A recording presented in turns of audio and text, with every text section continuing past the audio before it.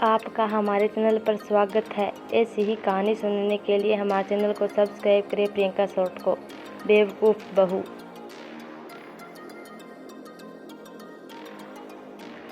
संदीप, रमा मैं तैयार होकर आता हूँ, ड्राइवर को यह बैग दे दो, वो गाड़ी में रख देगा। आज मेरी बहुत बड़ी मीटिंग है, यह बैग भूल ना जाऊँ। रमा, संदीप ने बैग बोला था रखने के लिए, मैं इसमें तो सामान है, यह निकाल कर बाहर रख देती हूँ। संदीप तो मुझे से बेवकूफ़ कहते हैं। संदीप ऑफिस चला जाता है। शाम को वह गुस्से में ऑफिस से घर आता है और रमा को आवाज़ लगाता है। संदीप, रमा और रमा इधर आओ, मैंने तुमसे कहा था ना कि आज मेरी बहुत ज़रूरी मीटिंग है। मेरा बैग ड्राइवर को दे दो, वो गाड़ी में रख देगा। तुमने ड्राइवर को खाली बैग दे दिया, मेरी सारी फाइलें कहाँ हैं? रमा, आपने बोला था कि बैग गाड़ी में रखवा दो। आपने फाइलें बोला होता तब भी तो रखवाती, बेकार मुझे डांटते रहते हो। सास, बहू, रमा आइए अम्मा जी। रमा, मैं जा रही हूँ, मुझे अम्मा जी बुला रही है। संदीप, अरे इसके साथ रहकर तो मैं भी बेवकूफ़ बन गया हूँ, पता नहीं किस दिन इससे अक्ल आएगी। रमा, जी अम्मा जी आपने बुलाया। सास, बहू मैं मंदिर जा रही हूँ, मेरे आने तक गैस पर करेले रख देना और बीच बीच में चलाते रहना। रमा की सास नीता मंदिर चली जाती है और रमा की बेवकूफ़ी शुरू हो जाती है। रमा, अम्मा जी बहुत खुश होगी, पहले मैं सारे करेले गैस पर रख देती हूँ। हाँ, अब थोड़ी देर हो गई है, अब इन्हें चलाती हूँ, अब फिर रख देती हूँ। वैसे मैंने करेले को बीच बीच में चला लिया है, अम्मा जी आने ही वाली होंगी। रमा की सास नीता मंदिर से वापस आती है और रसोई में जाती है। सुनीता, रमा ये क्या कर रही हो, करेले कहाँ हैं? रमा, अम्मा जी ये रही करेले, आपने ही तो बोला था गैस पर रखने हैं और बीच बीच में चलाना है, मैं करेलों को चला रही हूँ। सुनीता, हे भगवान, रमा बहू मैंने कहा था करेले गैस पर रख देना, मतलब करेले की सब्जी बना लेना और चला लेना, मतलब सब्जी बनाने तक हिलाते रहना। रमा, तो ऐसा कहना था ना अम्मा जी, आप मुझे जैसे कहेंगे मैं वैसा ही तो आपकी आज्ञा का पालन करूँगी ना। सुनीता और संदीप एक दूसरे की शक्ल देखने लगते हैं और गुस्से को पी लेते हैं। एक दिन तो रमा की बेवकूफ़ी ने हद पार कर दी। रमा, संदीप के कमरे का क्या हाल बना रखा है, कितनी मिट्टी है टेबल पर। अरे ये टेबल लैपटॉप सारा दिन संदीप इस पर काम करते हैं, कितना गंदा हो रहा है, क्यों ना इसको अच्छे से धो दूँ। रमा टेबलेट को सर्फ के पानी में डुबोकर धो देती है और कपड़े सुखाने वाली रस्सी पर टांग देती है। तभी संदीप आ जाता है। संदीप, रमा, अरे रमा ये क्या किया तुमने मेरे लैपटॉप को साथ? रमा, इस पर बहुत धूल मिट्टी हो रही थी, मैंने सोचा इसको अच्छे से धोकर सुखा देती हूँ, मैं सही किया ना? संदीप, रमा तुम सचमुच तुम बेवकूफ़ पत्नी हो, मेरा दिमाग खराब था जो तुमसे शादी की मैंने। सुनीता, रमा बहू तुमने ज़रा भी समझ है, लैपटॉप भी कोई धोने की चीज़ है। ससुर, क्या बात है, क्यों इतना शोर मचा रही हो रखा है? मेरी इतनी समझदार बहू से अगर कोई गलती हो गई तो इस तरह से क्यों डांट रही हो?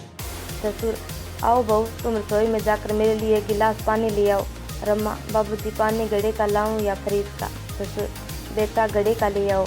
रमा, बाबूजी छोटे घड़े का पानी लाऊं या बड़े घड़े का? ससुर, बेटा किसी भी घड़े का ले आओ। रमा, अच्छा तो स्टील के घड़े का पानी लाऊं या मिट्टी के घड़े का?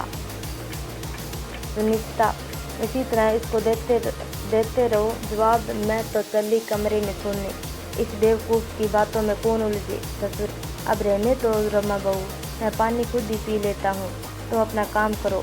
रमा, अच्छा ठीक है बाबूजी, वैसा पता नहीं मुझे सब इतना बेवकूफ़ क्यों समझते हैं, ऐसे ही डांट दिया मुझे, पर धुलने के बाद ये लैपटॉप कितना सुंदर दिखाई देता है। संदीप और रमा की सास रमा की बेवकूफ़ी से बहुत परेशान रहते थे। एक दिन संदीप के साथ जब जयप्रकाश को किसी जरूरी काम से दूसरे शहर जाना पड़ा था। जयप्रकाश, सुनीता, मुझे और संदीप को जरूर काम से लखनऊ जाना है, अपना और रमा बहू का ध्यान रखना है, और तुम भी ज़रा अपने फालतू दिमाग का कम इस्तेमाल करना। अरे कभी तो बहू को डांटे बिना कोई काम कर लिया कर। जयप्रकाश, संदीप बेटा चल अब देर हो रही है, ट्रेन का वक्त हो रहा है। संदीप और जयप्रकाश दोपहर के वक्त निकलते हैं। रमा अपनी पड़ोसन सुधा के साथ बात कर रही थी। रमा, अब क्या करूं सुधा, तुम भी बता, कितना ध्यान रखती हूँ सबका, फिर भी संदीप और माँ जी मुझे बेवकूफ़ समझते हैं। सुधा, वो तो तू ही है। रमा, क्या कहा? सुधा, नहीं नहीं, कुछ नहीं, मेरे पास एक इलाज है जिससे तेरी सास और पति तेरे से खुश हो जाएंगे। मैंने भी यही अपनाया था, बहुत चमत्कारी नुस्खा है। रमा, क्या क्या नुस्खा? सुधा, जल्दी बता। सुधा रमा की बेवकूफ़ी का फ़ायदा उठाकर उसे एक बेवकूफ़ी से बड़ा नुस्खा बता देती है। सुधा, यह नुस्खा तेरे बहुत काम आएगा। वैसे तुझे पता है रमा, पिछली गली में कल रात एक घर में चोरी हो गई। चोर छत के दरवाजे से घर में घुस आए थे। रमा, क्या छत के दरवाजे से? मुझे याद आया, हमारे भी तो छत का दरवाज़ा खुला रहता है, उसकी कुंडी खराब है। चलो अच्छा, चोरों को यह बात पता नहीं चली। अच्छा, मैं जाती हूँ। रमा को छत के दरवाजे के बारे में बात करते हुए वही चोर सुन लेते। वो बड़े शातिर चोर थे और उसी गली के आसपास रहते लोगों के घर की खबर रखते थे जिनके घर चोरी की जा सकती थी। इशारे से दोनों चोर बात करते हैं कि रात में इसी घर में चोरी करेंगे और उस वक्त वहाँ से चले जाते हैं। रमा घर के भीतर आ जाती है। रात के वक्त चोर, चल भाई जल्दी से चोरी कर लेते हैं, छत का दरवाज़ा खुला हुआ है। लगता है दोनों सास बहू घर में अकेली है, कोई आदमी घर में नहीं है, तो चोरी करना और भी आसान हो जाएगा।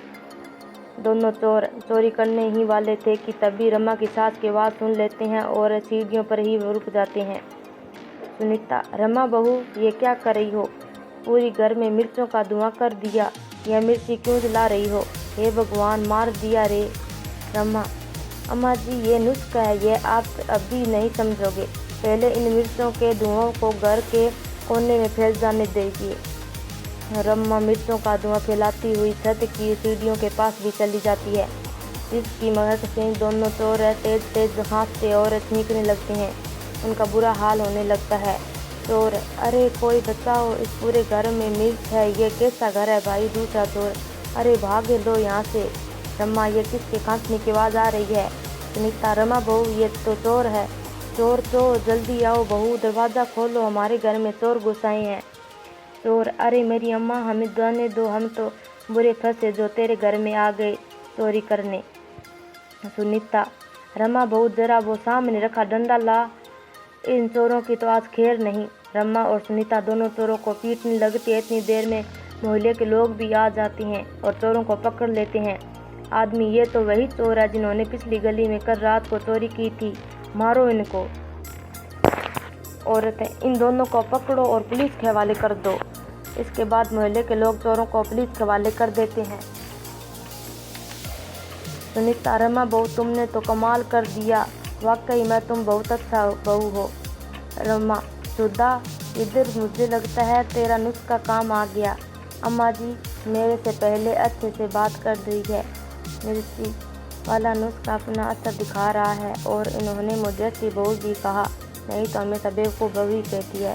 सुधा अपना समूह लेकर रह जाती है क्योंकि रमा की बेवकूफ़ी भरे नुस्खे ने सच में उस दिन कमाल कर दिया। जयप्रकाश और संदीप जब वापस लौटते हैं तो उन्हें भी सारी बात पता चलती है और वो भी हंस हंस कर लोटपोट हो जाते हैं। रमा को अब भी यही लग रहा था कि यह शायद नुस्खे का कमाल है। संदीप की बेवकूफ़ पत्नी उस दिन सबके दिलों में अपने लिए प्यार ले आती है। धन्यवाद।